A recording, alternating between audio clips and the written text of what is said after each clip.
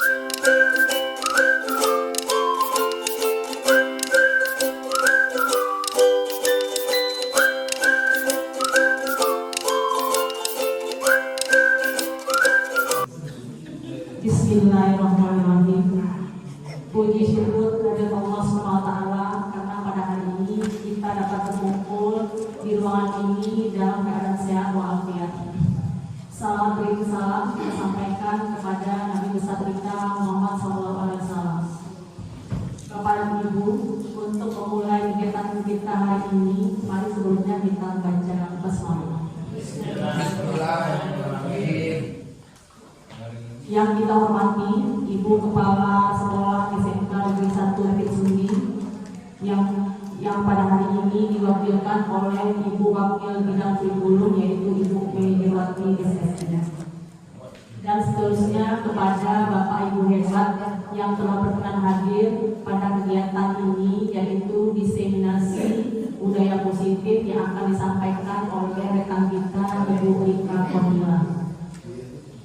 Kegiatan yang kita lakukan sekarang ini adalah salah satu rangkaian dari kegiatan pendidikan guru penggerak, di mana Ibu Rika Kodila adalah salah satu calon guru penggerak angkatan 9 Kabupaten Solok yang berasal dari sekolah kita. Kegiatan aksi nyata ini adalah akhir dari tugas modul 14 yaitu tentang budaya positif. Nah, untuk memulai kegiatan kita hari ini, mari kita sama-sama mendengar kata sambutan dan arahan yang akan disampaikan oleh Ibu Wakil Kurikulum. Kepada Ibu kami persilakan.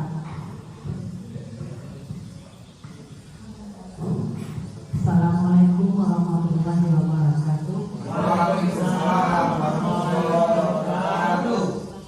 Bersyukur kita kepada Allah SWT di mana kita sudah dapat hadir di sini dalam rangka untuk mengikuti adanya semacam proses untuk guru-guru kita TGP Angkatan 9 dalam hal ini diwakili oleh Ibu Rika.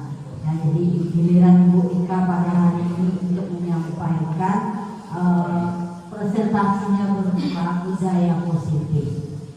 Nah, pada kesempatan ini kita berharap semuanya, karena kalau kita lihat dari kegiatan TGP ini, mereka yang ikut TGP tidak akan bisa bekerja dengan sendirinya kalau tidak berkolaborasi dengan guru-guru atau teman sejawat. Jadi kalau kita lihat di sekolah kita, ini sangat bagus sekali. Kerjasama kita bagus, kolaborasi kita juga bagus. Mudah-mudahan dengan kegiatan yang seperti ini, saya melihat keinginan untuk semua guru di SMK ini ingin untuk ikut TGP. Maka pada kesempatan kali ini angkatan ke-11 sudah dibuka, maka kita berharap kepada teman-teman yang lain agar ikut mendaftar. Pada hari ini adalah hari yang terakhirnya. Kalau kita perhatikan sekolah kita sudah banyak yang ikut, mudah-mudahan nanti sekolah kita bisa lebih maju ke depannya. Bagaimana kita guru ini untuk bisa memberikan ilmu yang kita punya kepada murid-murid kita. Karena sesuai dengan kurikulum kita, pembelajaran itu berpusat kepada murid. Itu yang saya dengar. Dan mudah-mudahan nanti sesuai dengan waktu berjalan, kita semuanya paham apa itu cerita, apa itu ilmu yang didapatkan oleh teman-teman kita yang di TGP ini. Mudah-mudahan ilmunya bisa kita terima, bisa kita pahami, dan nanti kita terapkan pula pada murid-murid kita semuanya. Jadi harapan kita semoga angkatan 8 sudah hampir selesai, angkatan ke-9 masih dalam tahapan untuk penyelesaian TGP, dan berdoa pula kita nanti angkatan ke-10 juga bisa mengikuti kegiatannya. Jadi semangat dari kita untuk bisa ikut dengan teman-teman kita semuanya. Itu yang bisa saya sampaikan. Mudah-mudahan ini memberikan manfaat kepada kita semua. Assalamualaikum warahmatullahi wabarakatuh. Terima kasih Ibu Wakil Guru yang telah menyampaikan arahan dan sambutan untuk kegiatan kita kali ini. Nah, untuk acara selanjutnya mungkin kita masuk saja pada kegiatan inti, yaitu kita sama-sama kita tentang budaya positif yang akan disampaikan oleh rekan kita Ibu Rika Pemirsa. Kepada Ibu Rika kita persilakan dan kita berikan waktu yang seluas-luasnya.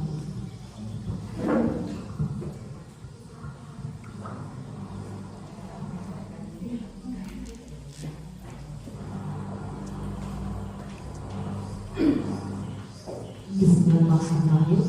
Assalamualaikum warahmatullahi wabarakatuh. Waalaikumsalam warahmatullahi wabarakatuh. Terima kasih kepada Ibu Linda yang telah memberikan kesempatan bagi saya, dan terima kasih kepada Ibu Wakil Kepala Sekolah yang telah memberikan sambutan dalam acara diseminasi modul 1.4 aksi nyata ini. Puji syukur kita ucapkan kehadirat Allah Subhanahu wa Ta'ala, di mana atas limpahan rahmatnya sehingga pagi ini kita dapat berkumpul di ruangan ini dalam rangka acara diseminasi aksi nyata modul 1.4 budaya positif. Salawat beserta salam senantiasa kita curahkan kepada Nabi besar Muhammad Sallallahu Alaihi Wasallam. Allahumma sholli ala sayyidina Muhammad wa ala ali sayyidina Muhammad. Yang kita hormati Ibu Kepala Sekolah, mana hari ini diwakilkan oleh Ibu Wakil Kurikulum Ibu Megirwati SSI. Yang kita hormati dan terima kasih yang luar biasa kepada Bapak Ibu guru hebat, yang mana hari ini Bapak Ibu semua telah meluangkan waktunya untuk membersamai saya dalam acara diseminasi ini. Saya sangat yakin sekali tanpa ada Bapak guru hebat ini, mungkin saya tidak akan bisa melaksanakan acara ini. Baiklah, kita langsung saja untuk masuk ke dalam presentasi saya dalam penerapan budaya positif ini. Sebelum kita membahas tentang diseminasi budaya positif, kita boleh lihat kembali apa itu tujuan pendidikan. Menurut Ki Hajar Dewantara, tujuan pendidikan itu adalah untuk menuntun segala kodrat yang ada pada anak-anak agar mereka dapat mencapai keselamatan dan kebahagiaan yang setinggi-tingginya, baik sebagai manusia maupun sebagai anggota masyarakat. Jadi di sini tugas kita sebagai guru itu sangat, kita harus menuntun siswa kita sesuai dengan kodrat alam dan kodrat zamannya.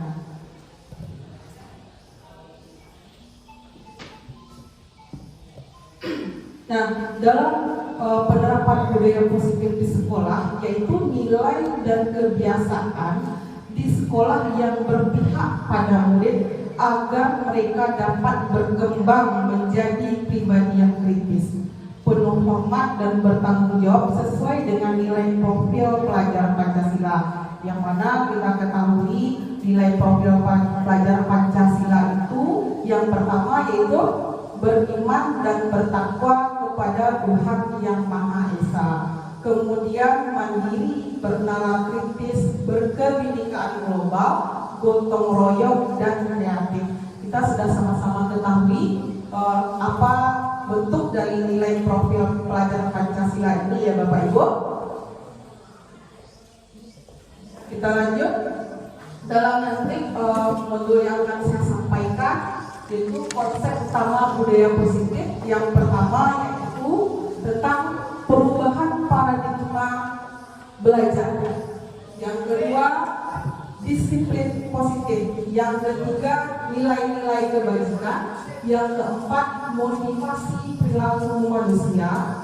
Yang kelima, kebutuhan dasar manusia. Yang keenam nanti ada posisi kontrol. Yang ketujuh, keyakinan kelas. Yang kedelapan, segitiga restitusi. Nah, 8 materi ini nanti itulah yang akan kita bahas tentang konsep utama budaya positif. Kita masuk ke perubahan paradigma belajar, di mana perubahan paradigma belajar ini dalam membangun budaya positif, sekolah dapat menyediakan lingkungan yang positif. Lingkungan yang positif yang aman dan nyaman agar siswa kita mampu mereka berpikir dan bertindak dan mencipta. Nah, dengan ini mereka akan merdeka dan mandiri dan bertanggung jawab. Di sini, disiplin itu sangat berkaitan erat dengan posisi kita sebagai kontrol terhadap siswa kita. Nah, menurut paparan Dr. William Glasser dalam teori kontrol, itu dinyatakan ilusi kritikan dapat membuat orang merasa bersalah, dapat menguatkan karakter. Kalaupun kita harus mengeluarkan kritikan, maka kritiklah yang secukupnya.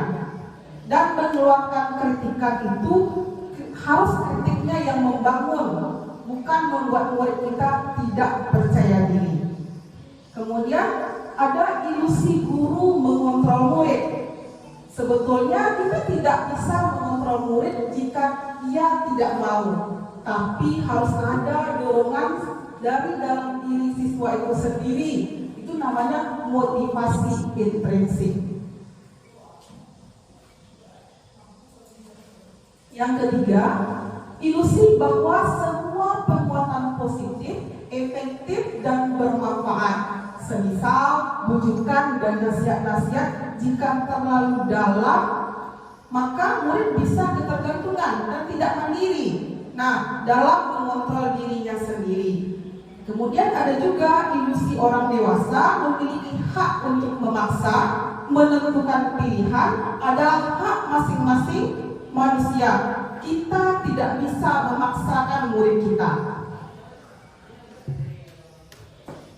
Nah, di sini kita lihat ini ada tabel dari perubahan paradigma stimulus respon berdasarkan teori kontrol atau teori pilihan.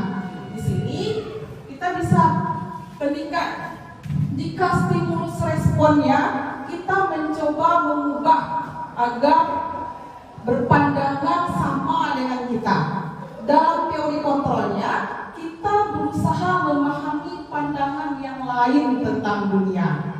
Kemudian orang lain bisa mengontrol saya.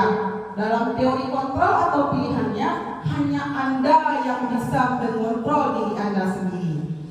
Kemudian yang keempat, saya bisa mengontrol orang lain. Berdasarkan teori kontrolnya, Anda tidak bisa mengontrol orang lain.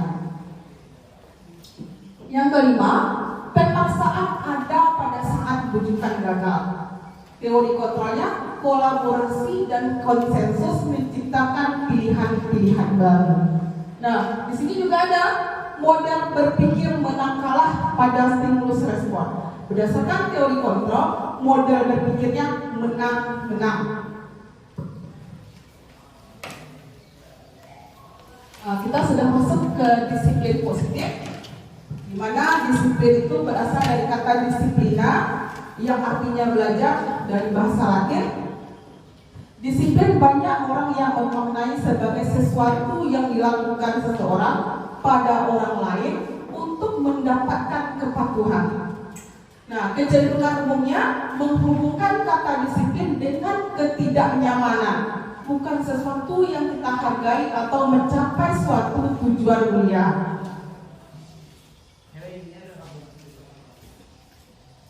Disiplin adalah kemampuan memerintah diri dalam mengontrol dan menguasai diri untuk memilih tindakan yang mengacu pada nilai-nilai yang kita hargai dengan penuh tanggung jawab tanpa diperintah orang lain.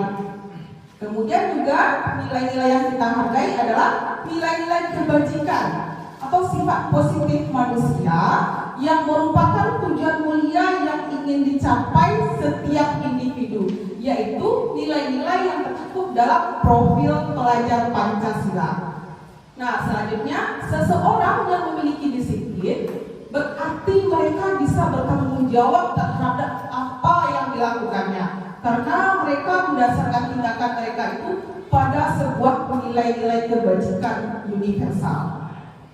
Kita lanjut. Di sini Ki Hajar Dewantara menyatakan bahwa untuk mewujudkan murid yang merdeka, murid harus memiliki disiplin yang kuat yang berasal dari dalam dirinya. Inilah motivasi intrinsik itu, Bapak Ibu. Kemudian sebagai pendidik, tujuan kita adalah menciptakan anak-anak yang memiliki disiplin disiplin diri sehingga mereka bisa berperilaku dan mengacu pada nilai-nilai kebajikan universal dan memiliki motivasi intrinsik bukan ekstrinsik. Nah, kita masuk nilai-nilai kebajikan universal. Nilai-nilai kebajikan universal di mana sifat-sifat positif manusia yang merupakan tujuan mulia yang ingin dicapai setiap individu. Nilai-nilai kebajikan tersebut bersifat universal atau lintas bahasa, suku, agama maupun latar belakang lainnya. Nah, di sini juga nilai-nilai kebajikan itu yang dicapai oleh setiap anak Indonesia itu dikenal dengan profil pelajar Pancasila. Sesuai dengan yang kita sebutkan tadi, beriman dan bertakwa kepada Tuhan Yang Maha Esa, mandiri, bernalar kritis, berkebinekaan global, bergotong royong, dan kreasi. Kita masuk ke teori motivasi perilaku manusia. Nah, ini dalam hal ini ada teorinya. Dalam teori motivasi perilaku, untuk menghindari ketidaknyamanan atau hukuman apa yang akan terjadi apabila saya tidak melakukannya, itu tercakup dalam motivasi eksternal. Kemudian untuk mendapatkan imbalan dari orang lain atau institusi, apa yang akan saya dapatkan apabila saya melakukannya, termasuk dalam motivasi eksternal. Nah, di sini untuk menghargai diri sendiri, saya akan menjadi orang yang seperti apa apabila saya melakukannya. Nah, disinilah motivasi internal itu, yaitu tujuan disiplin positif.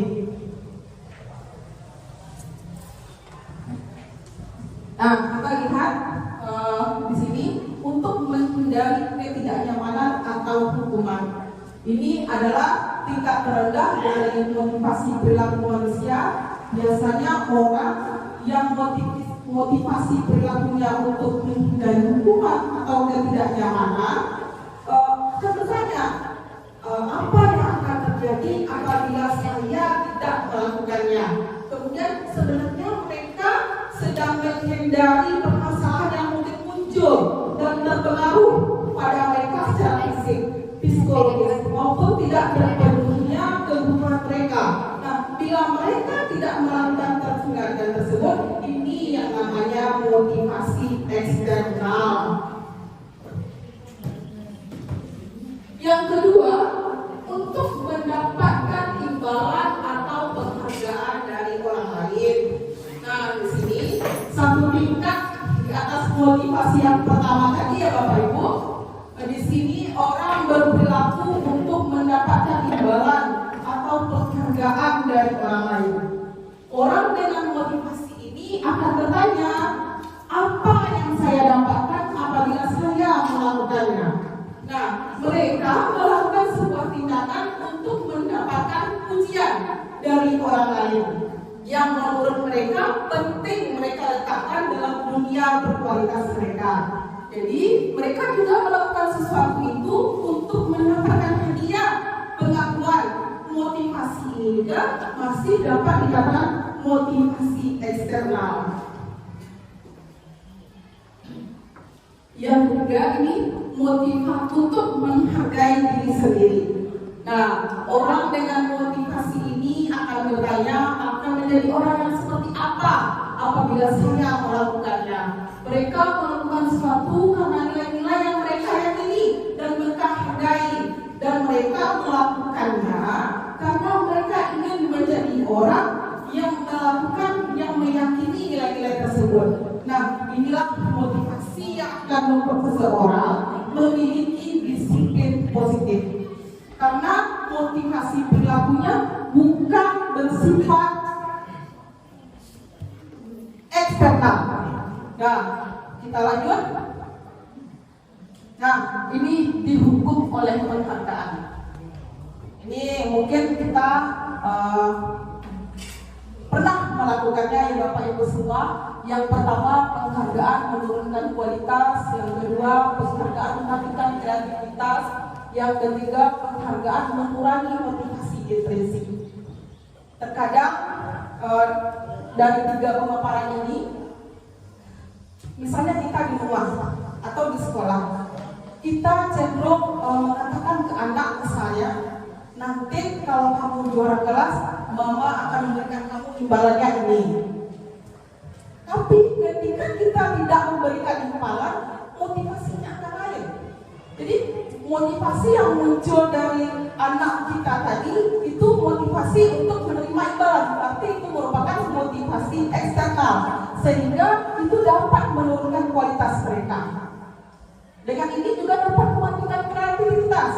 Nah, sehingga kalau mereka tidak mendapatkan reward, tidak mendapatkan hadiah, itu mengurangi motivasi intrinsiknya. Jadi ini bentuk dihukum oleh penghargaan ini. Nah, di sini dapat kita contohkan tindakan guru.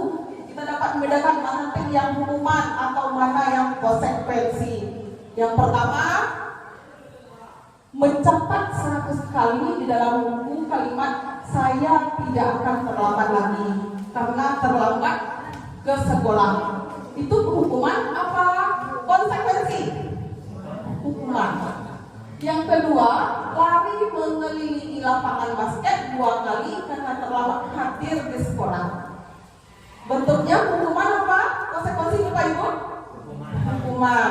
Yang ketiga, murid diminta untuk push up 15 kali karena tidak menggunakan masker ke sekolah. Hukuman apa? Konsekuensi. Hukuman. Ya, terima kasih. Kemudian menggantikan kertas tugas teman yang telah dicoret-coret. Bagaimana ini? Konsekuensi. Ya, betul sekali. Kemudian membersihkan tumpahan air di meja karena tersenggol pada saat belajar.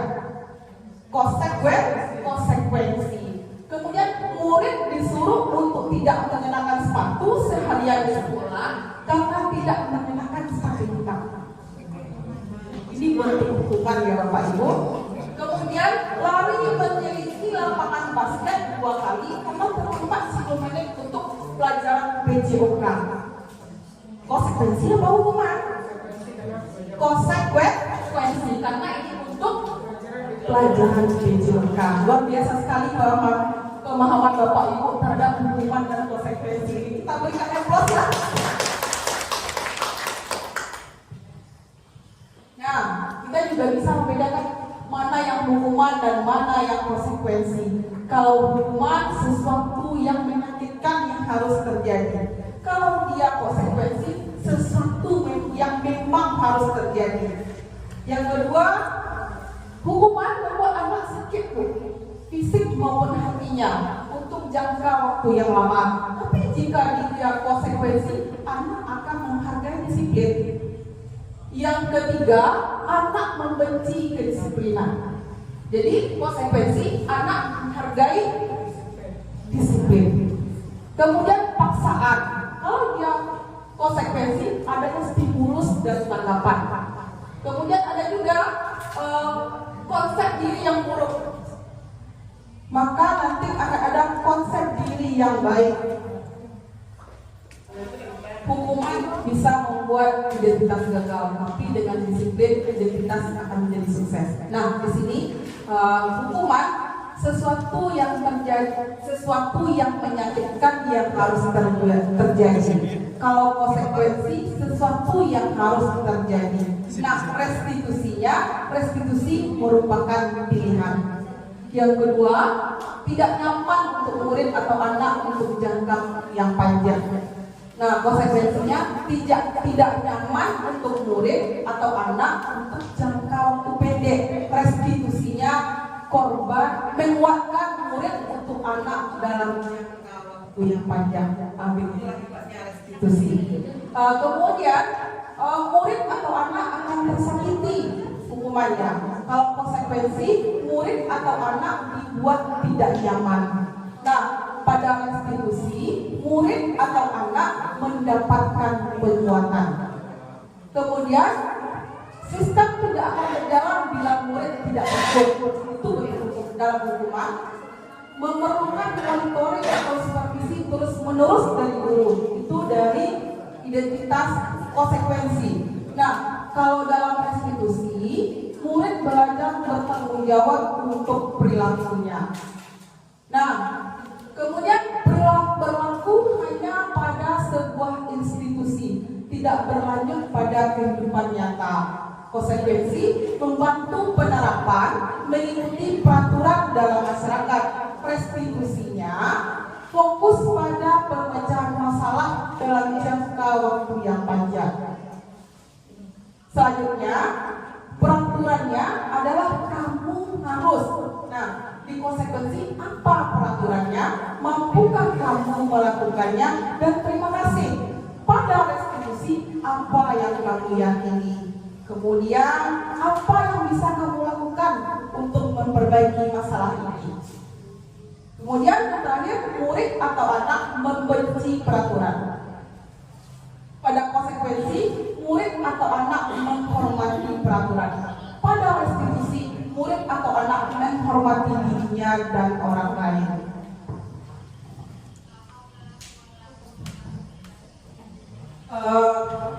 Sekarang kita masuk pada yang kelima, kebutuhan dasar manusia. Kita lihat dari gambar ini, ada gambar apa yang Pak Jepri bisa tangkap pertama? Logik. Itu merupakan kebutuhan akan cinta dan rasa kasih sayang. Kemudian ada gambar apa lagi Pak Jepri? Bintang, power, kebutuhan akan kekuasaan. Freedom, kebutuhan akan kebebasan. Kemudian fun, kebutuhan akan kesenangan. Kemudian survival, itu kebutuhan untuk bertahan hidup. Nah, di sini akan kita sediakan sebuah contoh kasus. Ibu Sri, guru kelas 10, sedang bingung menghadapi ulah salah satu siswa di kelas yang bernama Rafa. Beberapa siswa datang mengatakan Rafa yang seringkali meminta bekal makan siang. Mereka Rafa ini meminta makan siangnya dengan paksa. Jika Anda menghadapi sesuatu situasi seperti Ibu Sri, apa yang akan Anda lakukan? Menurut Anda, kira-kira apa alasan Rafa untuk melakukan ini? Kita kembali Bapak Ibu ke kebutuhan tadi. Nah, kita lihat mungkin ada beberapa lima kebutuhan dasar yang belum terpenuhi oleh Rafa. Kita sebagai guru bisa mengidentifikasi nanti 5 kebutuhan dasar siswa kita. Yang pertama, kebutuhan bertahan hidup. Rafa lapar dan orang tuanya tidak membawakan bekal makan. Nah, bahkan orang tuanya tidak ada uang untuk diberikan. Itu kebutuhan bertahan hidup. Yang kedua, kebebasan. Rafa merasa bosan dengan bekal yang dibawakan orang tuanya. Yang ketiga, kebutuhan kekuasaan. Rafa merasa hebat karena teman takut dan ingin mengikuti keinginannya. Kemudian kesenangan. Rafa ini hanya insan dan melihat wajah temannya kesal. Kemudian yang terakhir, cinta dan kasih sayang. Teman Rafa jadi perhatian kepada Rafa. Pasti ada kecenderungan siswa kita dari 5 bentuk kebutuhan ini. Bagaimana Bapak Ibu? Kita pernah menemukan ini? Ya, sering mungkin ya Pak Gani. Oke. Selanjutnya kita masuk kepada posisi kontrol. Posisi kontrol. Yang pertama ada sebagai penghukum, yang kedua membuat rasa bersalah, ketiga sebagai teman, keempat sebagai pemantau, 5 manajer. Jadi dalam posisi kontrol ini nanti kita dapat melihat kira-kira kita pasnya di posisi yang mana. Dalam hal ini biar untuk lebih baiknya saya akan menayangkan sebuah video.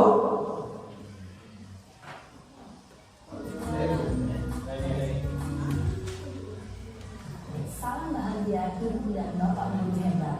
Dalam penerapan disiplin positif restitusi, Salah satu program yang dikembangkan adalah 5 posisi kontrol. 5 posisi kontrol dalam restitusi adalah proses perjalanan seorang pendidik agar dapat mengenali dirinya.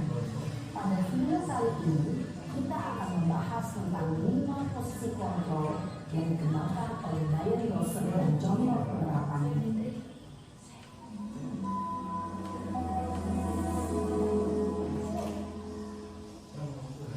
5 posisi kontrol itu adalah 1. Posisi pembuku, 2. Posisi pembuat naskah bersama, 3. Posisi teman, 4. Posisi pemantau atau monitor, dan 5. Posisi manajer. Untuk lebih memahami kelima posisi tersebut, mari kita saksikan kasus kemarin yang terlambat hadir 20 menit di sekolah dan melihat bagaimana kelima posisi kontrol dalam menghadapi masalah tersebut.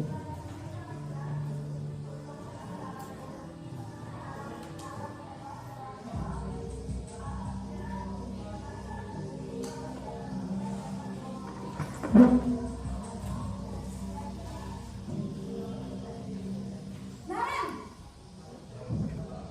sini kamu. Selalu terlambat.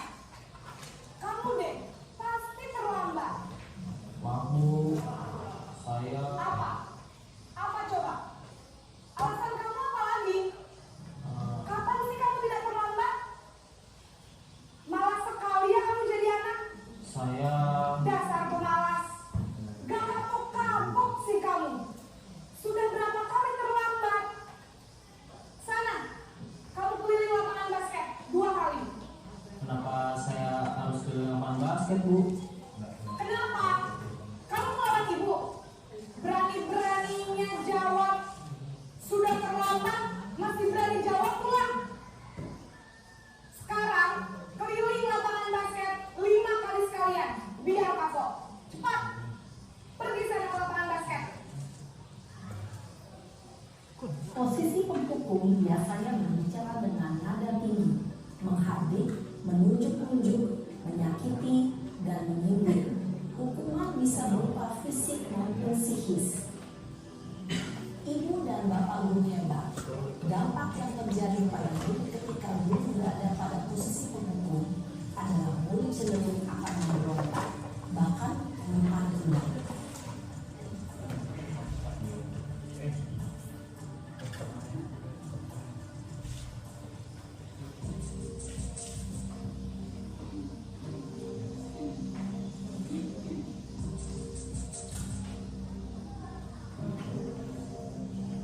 Naren,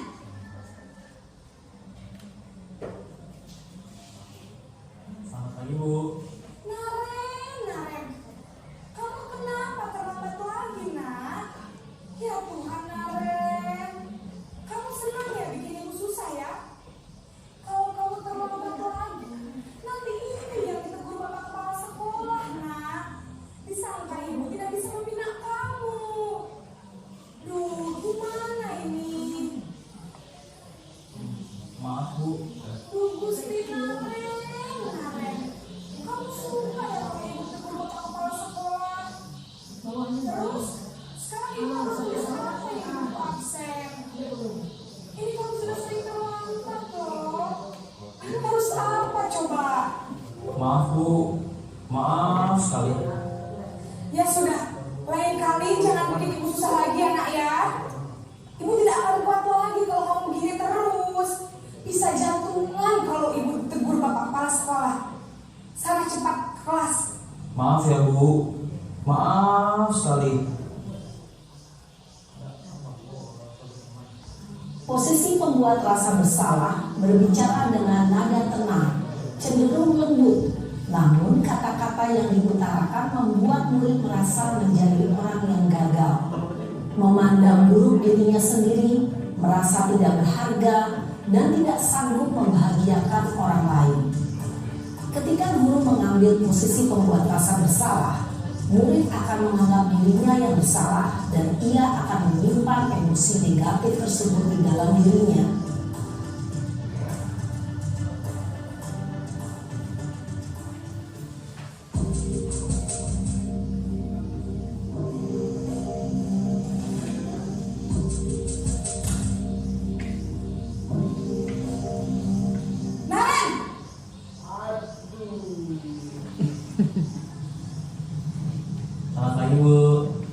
Wah, sudah jam berapa ini nak?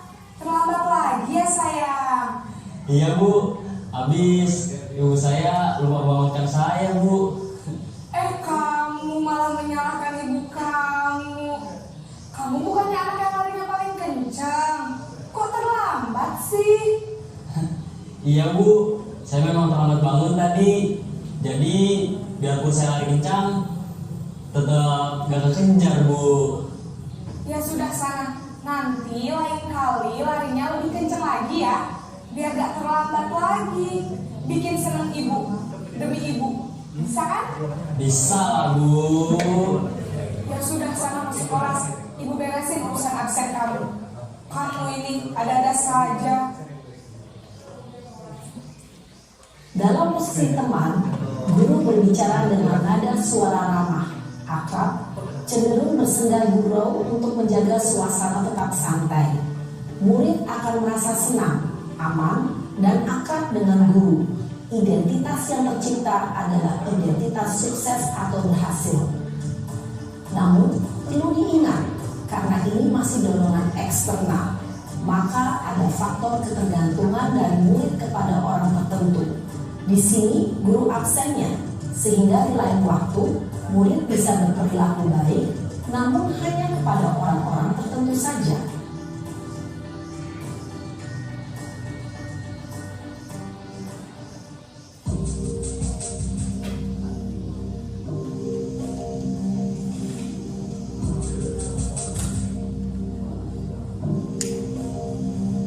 Naren!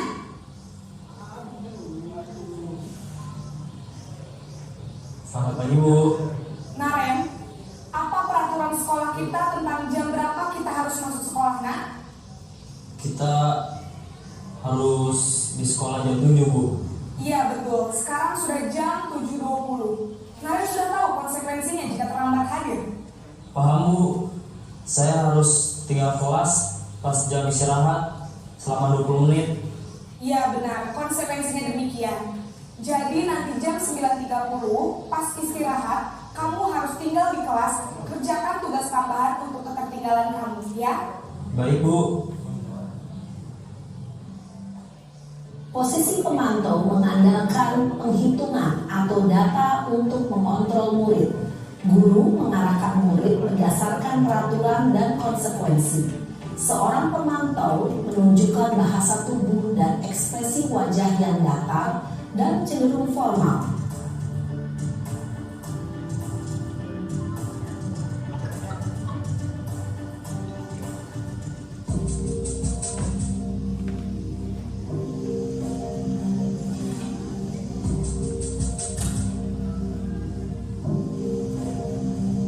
Naren!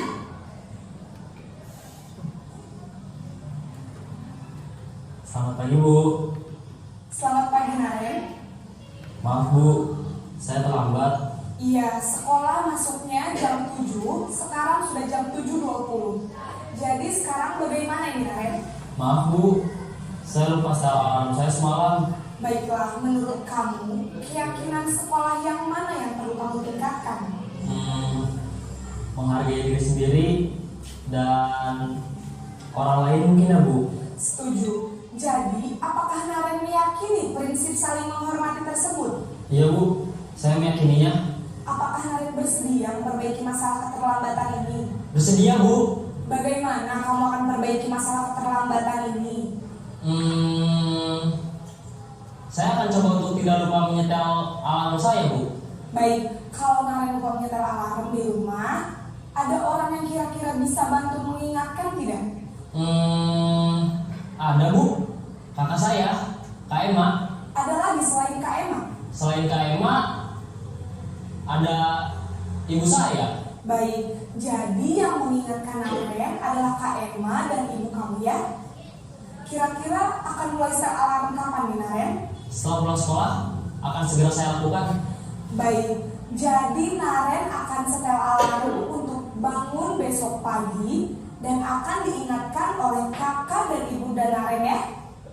Ada lagi yang mungkin perlu dilakukan Naren agar tidak terlambat bangun lagi? Tidak ada Bu. Baik Naren, Terima kasih untuk kerjasama kamu. Sekarang kamu kembali ke kelas untuk belajar. Baik Bu, terima kasih. Posisi manajer adalah posisi kontrol yang disarankan untuk membimbing murid memiliki sikap disiplin yang positif, yaitu murid yang mandiri, bertanggung jawab, dan dapat memecahkan masalah. Tujuan dari posisi ini adalah agar murid dapat berefleksi atas tindakannya. Guru akan dengan tulus memberikan pertanyaan-pertanyaan bermakna, sehingga membuat murid dapat belajar dari kesalahannya dan mencari sebuah solusi untuk menyelesaikannya. Ibu dan Bapak guru hebat, setelah mengamati adegan kelima posisi kontrol tadi, kira-kira posisi mana yang paling ideal? Posisi mana yang dapat menunjang motivasi intrinsik murid? Ya, tentu posisi manajer. Posisi ini memang posisi ideal yang ingin dituju setiap pendidik. Pada posisi inilah, guru dapat menerapkan disiplin positif yang berpihak pada murid, yang memerdekakan murid. Perjalanan seorang pendidik tentunya tidak mudah untuk sampai pada posisi seorang manajer. Namun, tujuan kita pasti, yaitu menciptakan murid-murid yang mandiri, merdeka, dan bertanggung jawab. Semoga penggambaran 5 posisi kontrol yang telah diperlihatkan ini dapat menjadi ajang refleksi bagi kita semua, agar dapat terus mengasah dan menerapkan disiplin positif yang memerdekakan murid. Mari terus berlatih dan bersemangat. Selamat menerapkan. Salam dan bahagia Ibu dan Bapak guru hebat.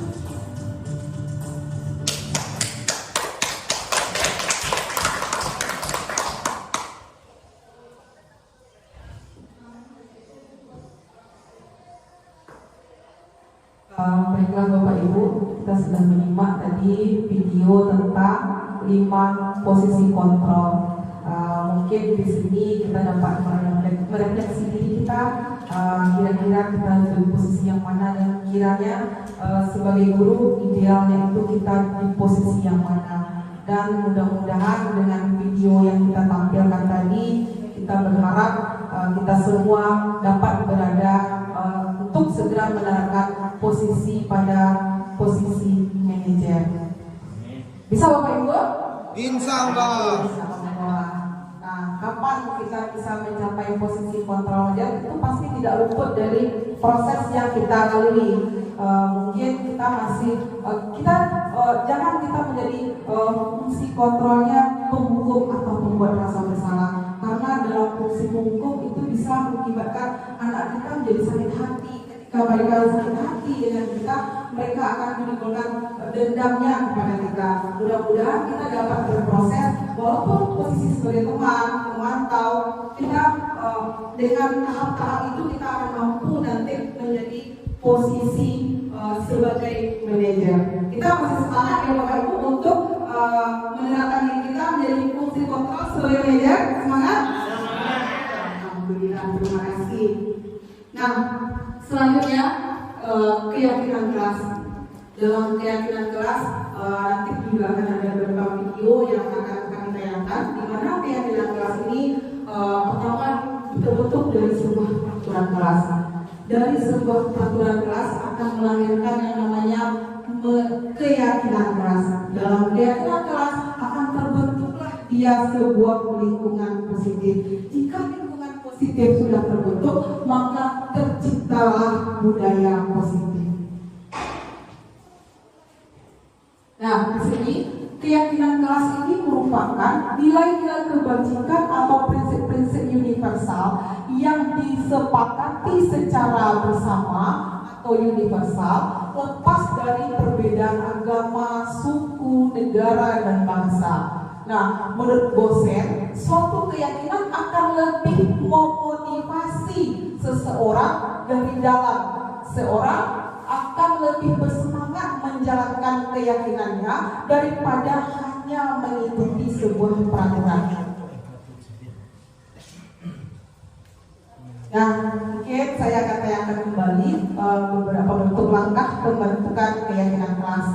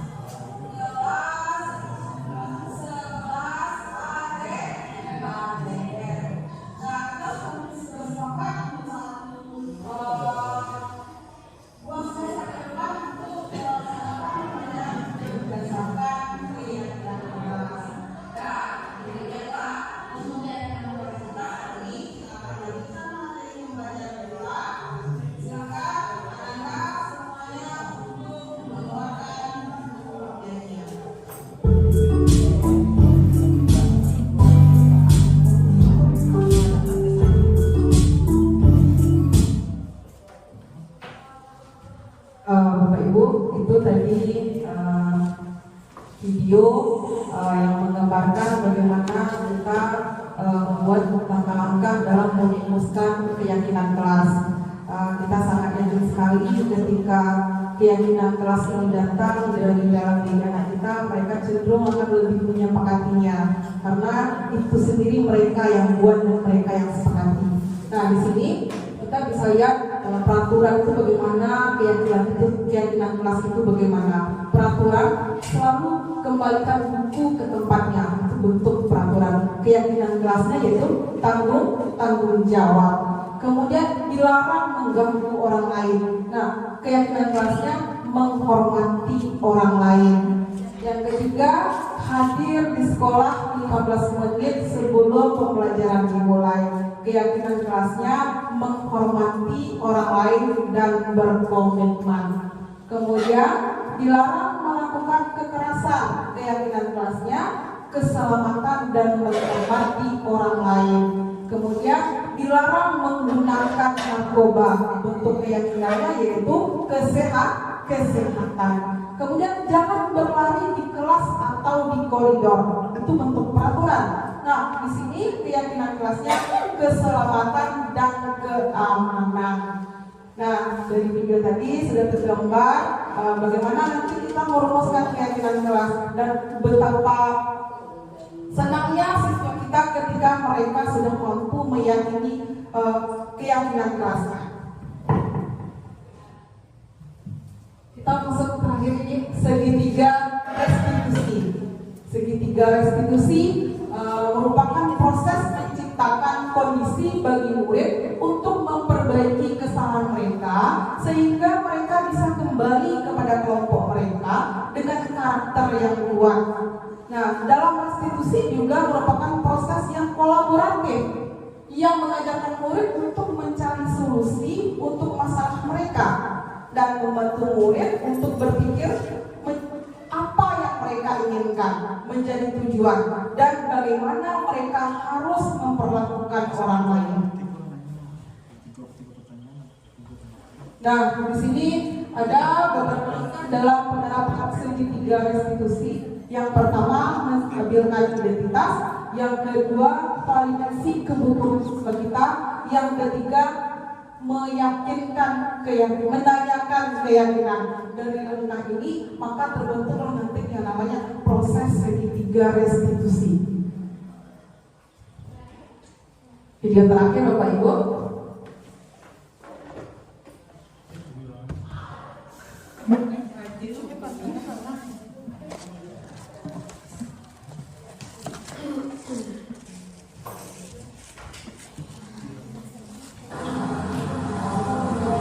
Assalamualaikum, selamat pagi Bu Ika. Waalaikumsalam, selamat pagi, selamat masuk nak. Selamat duduk. Apa kabar kita hari ini? Alhamdulillah baik Bu. Kita tahu mengapa dipanggil ke sini? Belum, saya mendapat kabar dari Bu Tiket bahwa Ibu memanggil saya ada apa Ibu? Ya, ini mendapat laporan dari Bu Tiket bahwa kita sudah lebih hari kedapatan memakai seragam tapi tidak menggunakan atribut. Nah, bagaimana? Maaf Bu, memang benar adanya. Saya sudah beberapa kali bersurat di Bu Tiket karena tidak memakai atribut sama menantu. Baiklah Peter, Ibu di sini tidak mencari siapa yang benar atau siapa yang salah, karena semua orang pasti pernah melakukan kesalahan, termasuk kita sendiri. Mungkin kita merasa tidak menggunakan atribut itu sesekali tidak apa-apa ya. Iya Bu. Kita masih ingat keyakinan sekolah kita? Masih Bu. Kalau masih ingat, kira-kira yang kita lakukan itu sudah sesuai belum dengan keyakinan kelas kita? Belum Bu. Keyakinan kelas mana kira-kira yang belum kita tunjukkan? Tidak menerapkan aturan dalam berpakaian Bu. Karena tidak memakai atribut lengkap termasuk seperti dalam berpakaian Bu. Iya nak, mungkin kita merasa bebas tidak menggunakan atribut datang ke sekolah, tapi kebebasan yang kita inginkan tidak harus melanggar keyakinan yang sudah ada kan? Iya Bu, saya mengakui kesalahan saya. Saya mohon maaf Bu. Baiklah kita, apa yang dapat kita lakukan agar situasi ini tidak terulang kembali? Nanti sepulang sekolah saya akan pergi ke pasar untuk memenuhi kekurangan atribut saya. Sehabis dari pasar saya akan membagikan baju itu. Jadi kalau misalkan memiliki kotor, saya masih memiliki 110 lagi agar tidak melanggar, Bu. Bagus, Ibu senang sekali jika sudah dapat menemukan solusi agar situasi ini tidak terulang lagi. Ibu Rika sangat apresiasi untuk tanggung jawab Ester ya. Ibu yakin dan percaya Ester pasti bisa melakukannya. Kira-kira masih ada yang mau kita diskusikan, Nak? Saya rasa sudah tidak ada lagi, Bu. Oh baiklah, kita boleh kembali ke kelas ya. Terima kasih, Bu Rika. Iya, sama-sama. Terima kasih, Ester. Perkenalkan, nama saya Peter Maulana dan saya duduk di bangku kelas 10 ATM. Saya senang sekali berdialog atau berdiskusi dengan Ibu Rika. Awalnya saya merasa sangat cukup, ternyata Ibu Rika menyadari saya bahwa tindakan saya sesuai dengan baiknya sekolah dan menurut saya mencari solusi agar tidak mengulangi kesalahan saya. Wassalamualaikum warahmatullahi wabarakatuh. Waalaikumsalam.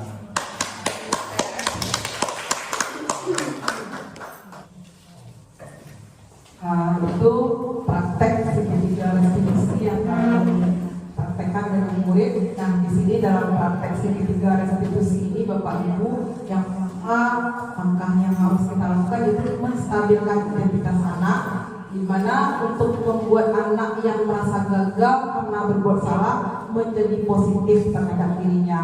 Yang kedua ini kita sudah bahkan sekarang kita sering butuh untuk divalidasi tindakan yang salah itu.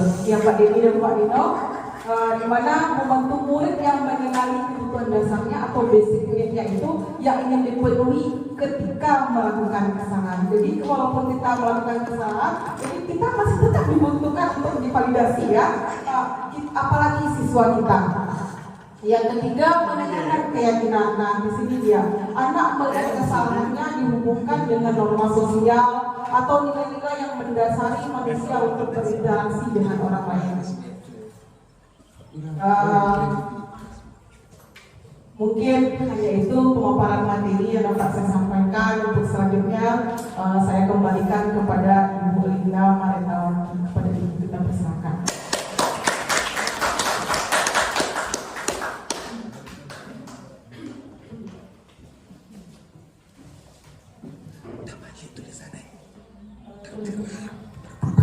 Demikianlah Bapak Ibu hebat, kita telah mendengarkan paparan yang sangat panjang dan jelas oleh Ibu Rika Kornila, calon guru penggerak angkatan 9 dari sekolah kita. Sekali lagi kita beri aplaus Bapak Ibu. Nah, mungkin dari paparan yang disampaikan oleh Ibu Rika mungkin ada yang ingin ditanyakan. Bapak Ibu yang ingin bertanya, silakan diberikan waktu dan kesempatannya. Ada yang bertanya Bapak Ibu? Ya, silakan Ibu Isye Yuwanita. Silakan.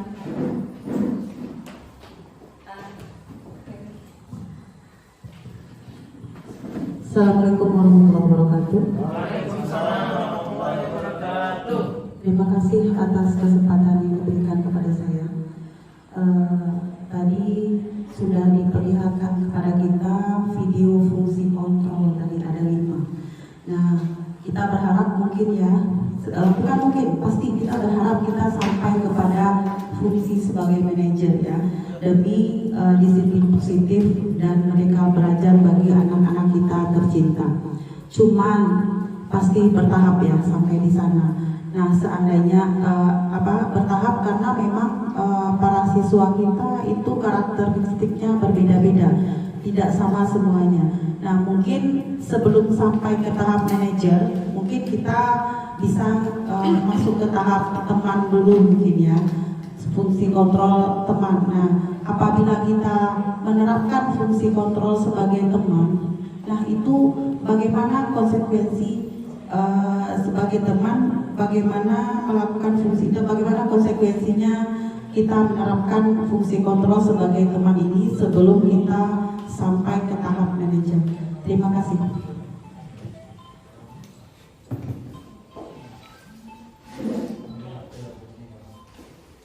Ya, terima kasih Ibu Isi yang sudah memberikan tanggapannya, dan sekarang kita serahkan kepada Ibu Rika untuk bisa menjelaskan.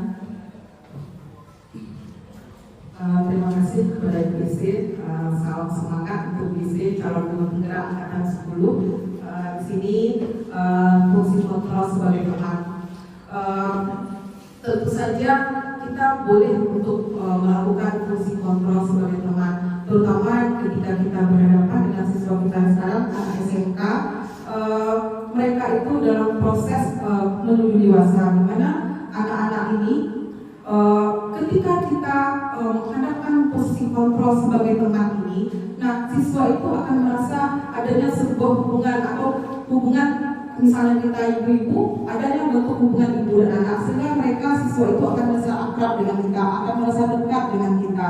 Nah, ketika mereka sudah merasa dekat, mungkin anak-anak kita ini mereka akan mudah bercerita kepada kita apa kendala-kendala yang mereka hadapi. Namun dalam posisi kontrol ini ada positif, ada juga negatifnya.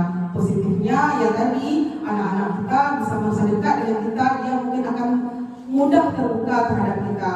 Jadi kalau negatifnya anak-anak ini cenderung mengandalkan satu guru saja. Misalnya ketika mereka ada masalah, mereka tergantung kepada kita, sehingga mereka mungkin kadang-kadang mengabaikan yang lainnya. Itu bentuk negatifnya. Nah, agar posisi kontrol sebagai teman ini tidak membuat siswa kita terlalu leluasa terhadap kita, maka yang perlu kita lakukan adalah pembatasan. Kita harus melihatkan ini batasan-batasannya.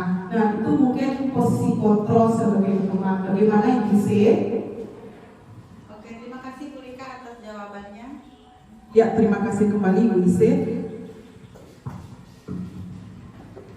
Ya, itulah penjelasan dari Ibu Rika mengenai posisi kontrol kita sebagai guru terhadap siswa, itu posisi sebagai teman.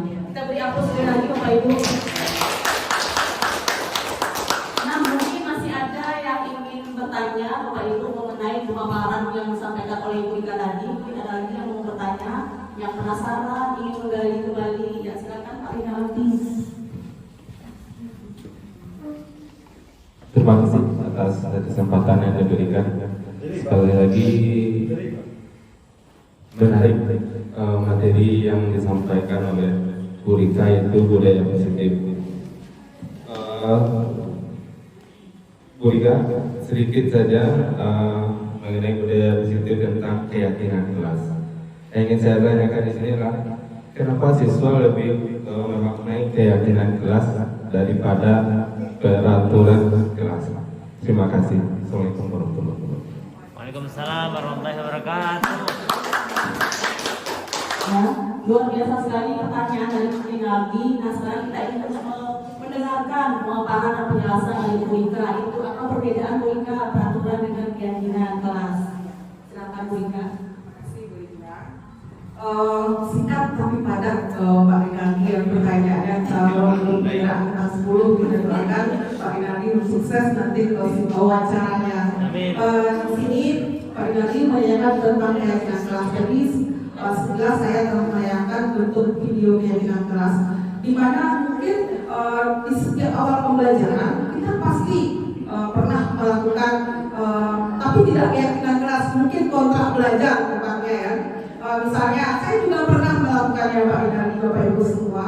Di sini di awal pembelajaran, di awal semester pasti Ananda hari ini kita mulai BBM sejarah. Nah, ada beberapa semacam kontrak belajar peraturan yang harus Ananda patuhi, kata saya. Misalnya kehadiran kamu itu harus 80%. Kalau enggak 80%, nilai kamu enggak akan tuntas. Kemudian kamu harus disiplin, tidak boleh kotor, kelasnya harus bersih. Jadi anak-anak bagaimana? Anak-anak setuju semua? Terpaksa mereka manggut-manggut saja. Ya Bu, setuju Bu. Nah, itu datangnya dari kita. Itu saya mengartikannya begini, itu semacam kontrak belajar. Tapi sekarang dengan adanya keyakinan kelas itu dapat di mana keyakinan kelas itu datangnya dari siswa kita ya Bapak Ibu semuanya. Mereka yang melahirkan keyakinan kesepakatan tadi. Kita mulai dalam perumusan keyakinan video tadi mungkin tidak begitu detail penjelasan langkah-langkahnya, tapi bisa saya jelaskan sedikit. Pertama, kita rumuskan dulu apa bentuk-bentuk peraturannya. Ketika anak-anak kita menyampaikan tidak boleh cabut, tidak boleh kotor kelasnya, harus disiplin, tidak boleh mencontek, itu kita kelompokkan dulu satu-satu. Setelah kita kelompokkan, kita lihat mana kira-kira kalimat negatif dan kalimat positif. Nah, tidak boleh cabut itu merupakan bentuk kalimat positif. Apa negatif, Bapak Ibu? Negatif. Berarti kita ganti dia menjadi disiplin, boleh. Kemudian tidak boleh mencontek. Positifnya bagaimana? Percaya diri. Jujur, kelas tidak boleh kotor. Positifnya menjaga kebersihan ke kelas. Nah, di sini setelah kita buatkan yang mana yang akan Anda sepakati, mereka tuliskanlah satu persatu sesuai dengan keinginan mereka dari kalimat positif yang kita berikan. Nah, disinilah nanti lahirlah sebuah keyakinan kelas, di mana kita sangat yakin sekali ketika yang lahir itu dari dalam diri anak kita, motivasi intrinsik itu, mereka akan lebih sepakat untuk meyakininya. Bagaimana Bapak Rinaldi? Terima kasih Bapak Rinaldi. Saya kembalikan kembali kepada Ibu Linda. Ya, terima kasih atas penjelasannya yang panjang dan lebar Bu Rika, dan kita sudah memahami bahwa kita mengambil kesimpulan bahwa ternyata peraturan kelas ini lebih memaksa siswa, sedangkan keyakinan lebih dari dalam program bisa melakukannya. Ya, semoga Bapak Ibu ya kita bisa mewujudkannya semua kita secara bersama. Kita beri aplaus sekali lagi Bapak Ibu. Nah, mungkin dari Bapak Ibu yang Ibu hebat yang hadir pada hari ini, mungkin ada tanggapan dari peserta yang ingin menyampaikan kepada Ibu Rika. Silakan Bapak Ibu jika ada yang ingin memberikan tanggapan. Ya, silakan Pak Nino. Ya Allah.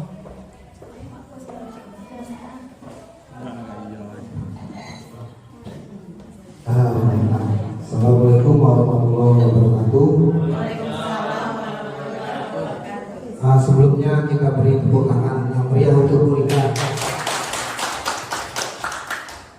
Luar biasa sekali kegiatan kita hari ini yang dipimpin oleh seorang calon guru penggerak angkatan 9, yaitu Ibu Rika Cornila SS. Banyak hal yang kami dapatkan di sini Bu Rika tentang budaya positif yang ingin diwujudkan di sekolah. Sama seperti yang disampaikan oleh Bu Ise tadi, bukan hal yang gampang untuk mewujudkan seperti itu. Banyak nanti pahit manisnya yang akan kita lalui untuk merealisasikan budaya positif di sekolah. Dari yang saya tangkap, sejauh pemaparan Bu Rika dari awal sampai terakhir, ada 8 poin tentang paradigma berpikir di pendidikan kita pada saat ini, sampai di akhir yaitu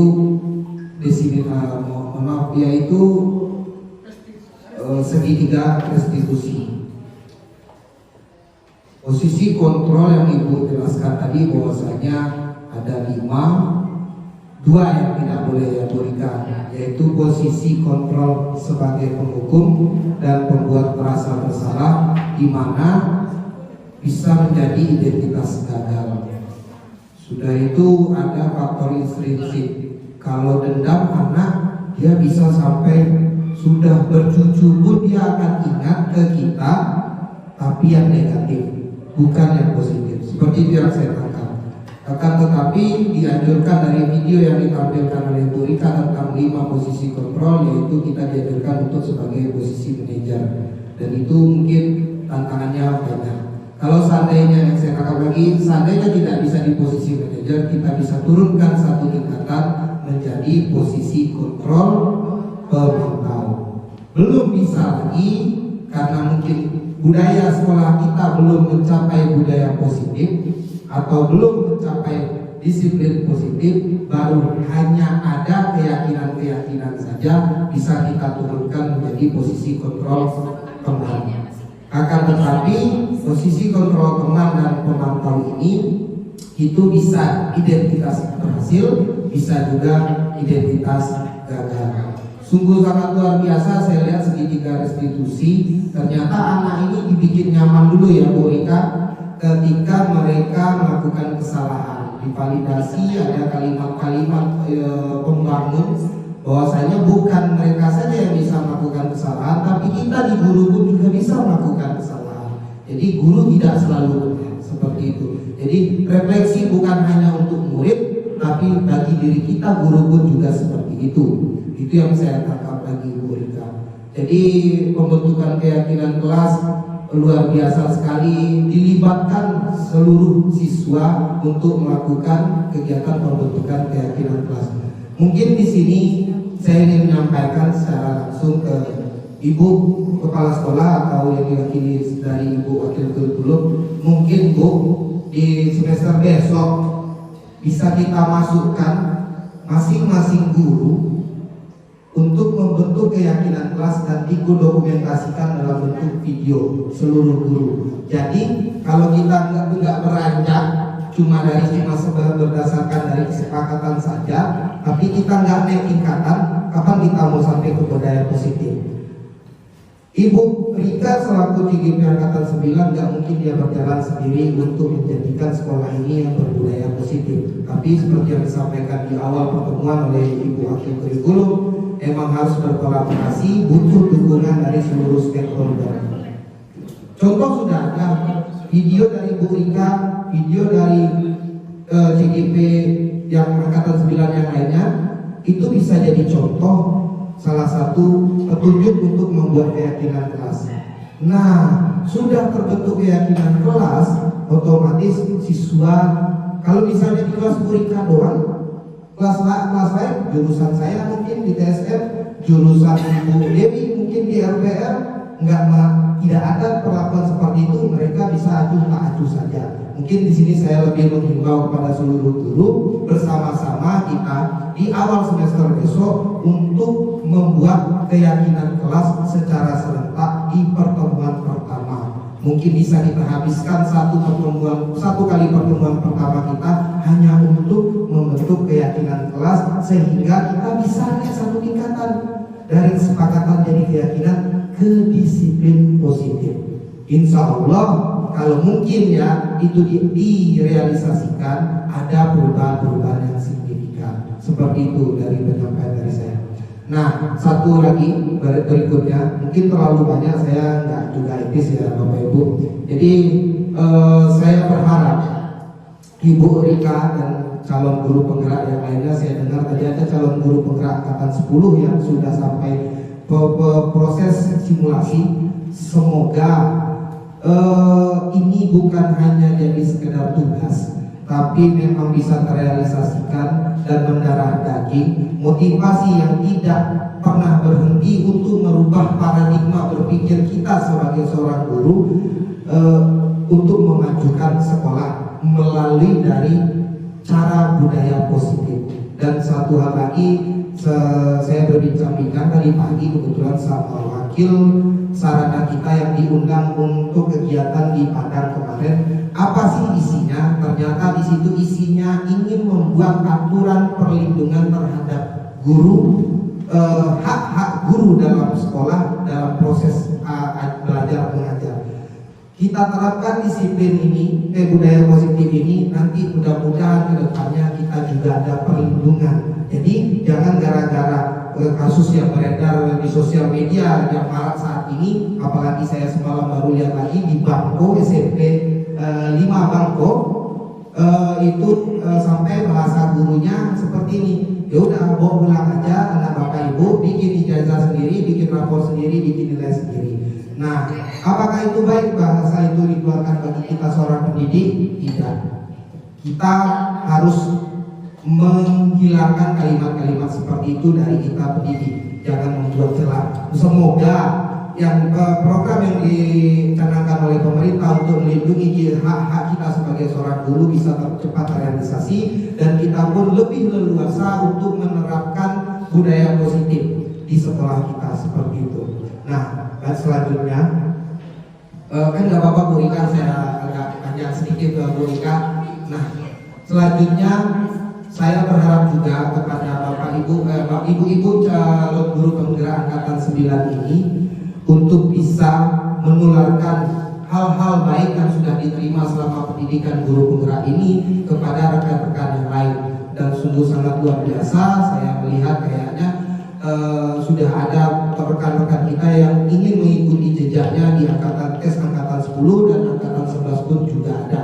Jadi apabila kita sudah menjadi calon guru penggerak ini sudah menjadi guru penggerak dan itu skalanya mayoritas, insya Allah perubahan itu sungguh sangat cepat terjadi. Dan saya bincang-bincang, Ibu Rika sudah masuk modul 21. Modul 21 di mana saya tahu saya calon guru penggerak ini ada 10 modul, Ibu Rika sudah sampai setengah perjalanan.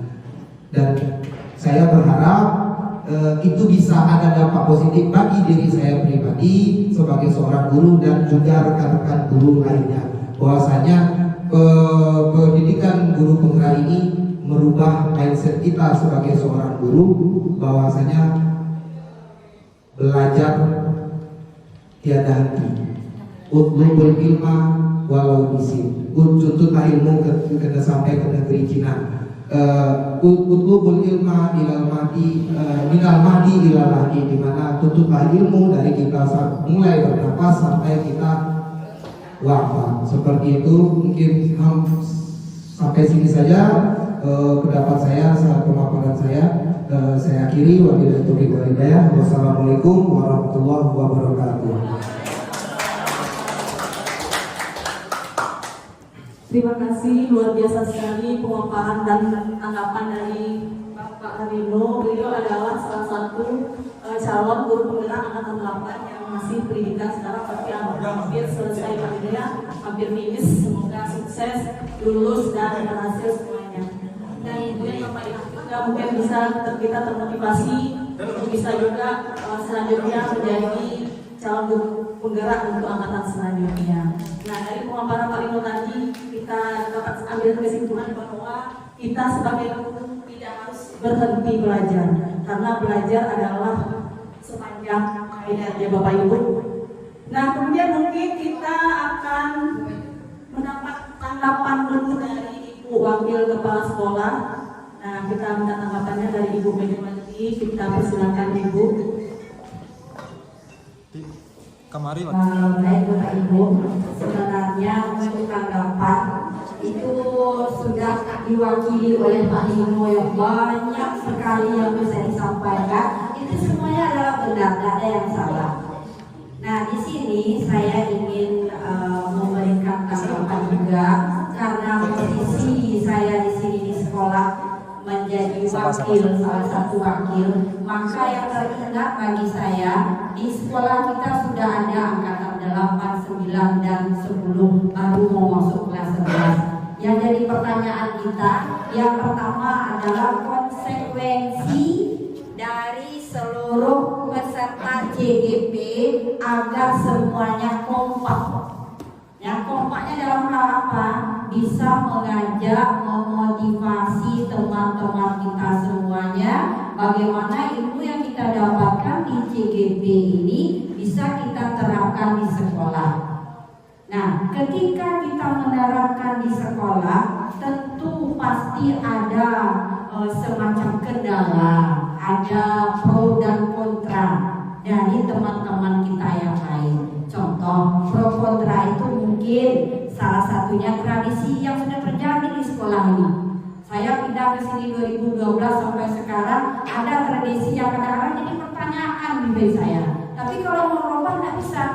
Nah, nampaknya dengan program CGP ini bisa kita ubah secara perlahan-lahan. Itu harapan kita. Contoh lagi ya, kebiasaan di sekolah kita ini banyak sekali.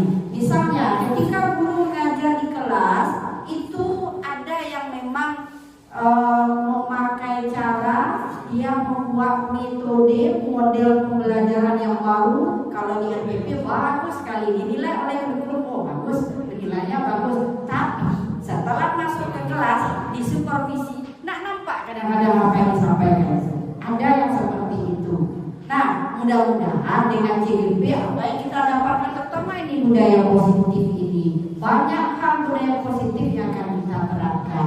Jadi kuncinya mari kita bersama-sama sepakat ya, yang angkatan yang ICGP inilah terutama dulunya yang akan membawa teman-teman kita bersama supaya kita bisa merubah sekolah kita. Yang kebiasaan ini agak susah untuk dihilangkan, tapi perlahan tapi pasti saya yakin bisa dirubah. Nah, itu yang perlu kita terapkan di sekolah kita. Mudah-mudahan diridai oleh Allah, dan saya akhiri dengan assalamualaikum warahmatullahi wabarakatuh.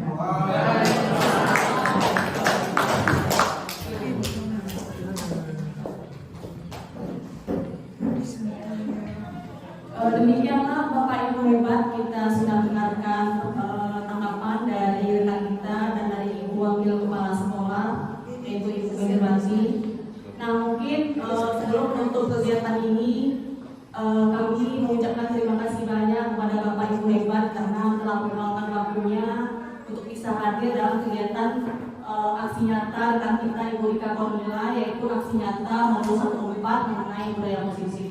Semoga apa yang dipaparkan oleh Ibu Rika tadi, kita bersama-sama berniat untuk mampu mewujudkan budaya positif yang ada di sekolah kita, agar kita dapat mewujudkan cita-cita siswa kita, agar mereka menjadi orang yang sukses, beriman dan bertakwa sesuai dengan tujuan pendidikan ya. Tujuan pendidikan kita yaitu menjadikan siswa kita memiliki karakter yang bagus sesuai dengan profil pelajar Pancasila. Sebelum kita menutup kegiatan ini, mungkin ada sepatah kata yang akan disampaikan oleh Ibu Rika. Silakan Ibu. Terima kasih Ibu Rika. Di sini satu hal yang saya sangat apresiasi sekali, jelas dari pertanyaan dan tanggapan hebat dari Bapak Ibu semua. Saya sangat tersentuh rasanya ketika kita dapat bersama dalam kegiatan ini. Yang jelas saya, Ibu Linda, siapapun itu calon CGP-nya itu tidak akan bisa bergerak sendiri. Saya atau kami tidak akan mampu untuk bergerak sendiri tanpa ada Bapak Ibu hebat yang lainnya. Terima kasih atas kolaborasi hebat ini. Sekali lagi saya mohon tepuk tangan untuk Bapak Ibu hebat semuanya. Jika ada kekurangan pada penyampaian saya mohon maaf. Untuk selanjutnya saya kembalikan ke Ibu Linda. Baiklah Bapak Ibu, mungkin demikianlah kegiatan kita hari ini sudah berakhir sampai pada penghujung. Sebelum kita bubar, mungkin kita akan berfoto bersama untuk dokumentasi kita bersama ya Bapak Ibu. Dan saya sebagai protokol minta maaf apabila ada